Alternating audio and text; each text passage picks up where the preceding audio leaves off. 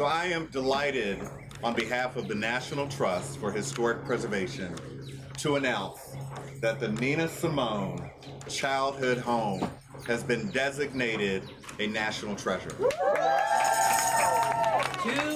young, gifted, and black, oh, what a lovely, precious tree. Coming back home to Tryon is always a pleasure, but it's especially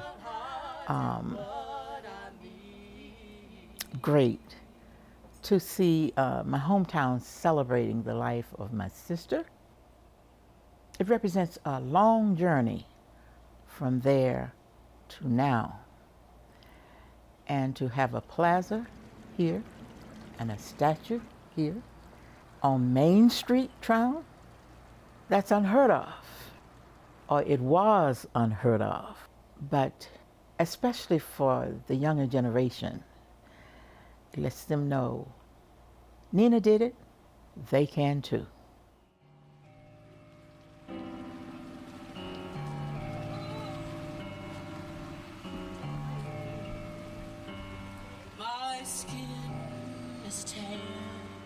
Through our signature program, which is called National Treasures, we partner with communities to often remove a preservation threat and to identify solutions for advancing preservation projects. These iconic American spaces are nationally significant, and they are important in helping us to understand the full history of America. Nina Simone's story is significant on a national scale because she transcended the constraints that American society placed on Black female performers in the mid-20th century to become a civil rights icon and the voice of a movement. I think there are a number of different models that we're exploring. I hope that it becomes a kind of a living monument, a place where people will come to see the physical structure, but maybe also a place where people can come and work and create new work. I think you'll have people who come here who grew up locally. I think you'll have people who come from different parts of this country, and I think you'll have people who come here from different parts of the world. I think what will connect all of them is a common love of Nina Simone's music, but not just her music, but also her politics. And her politics were those that spoke to what is best about being human and about being American. Nina Simone's birthplace is special and significant on a national scale because it is where an international icon was born and raised. People are familiar with Nina Simone not only because of her tremendous work as a jazz musician, but she was iconic, eventually known as the voice of the civil rights movement. And she grew up on a hill just beyond us here in a really humble home in an African-American neighborhood in Tryon, North Carolina. That's where she received her classical piano training and where she was rooted in gospel music and how she got her start as a singer and a musician.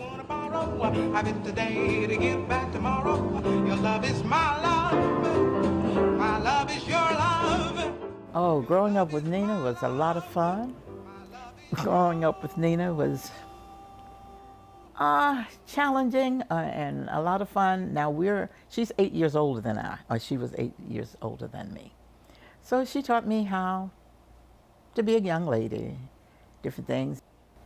And of course, being a younger sister, I had a lot of comments and so forth about the boyfriends. And one of them had given her the name Nina. Nina. I think it's a little girl or a pretty baby, something like that. It was a nickname that he had for her.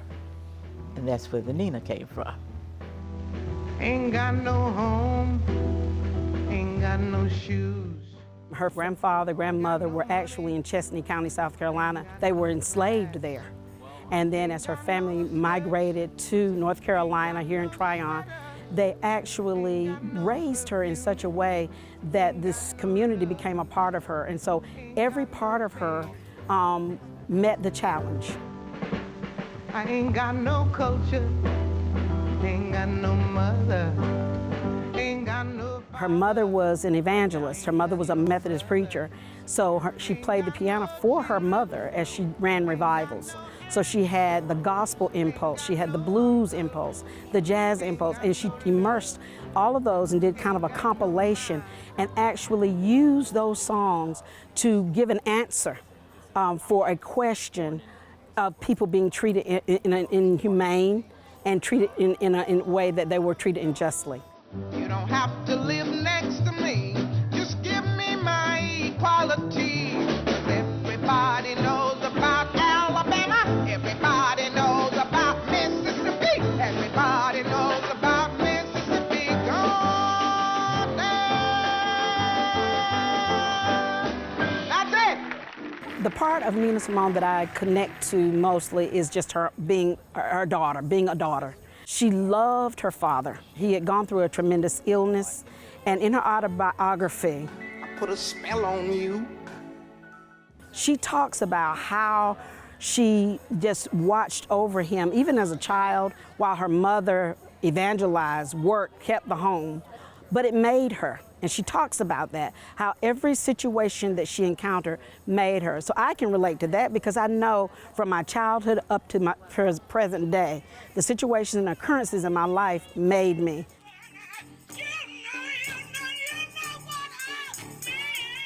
The music of Nina Simone touches me because Nina Simone sings from her soul.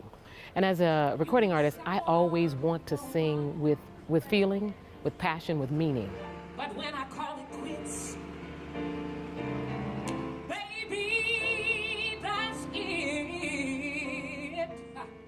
I heard her first when I was probably about 4 years old, and I was struck. I mean, I was stunned. I found my mother and said, "Who is that?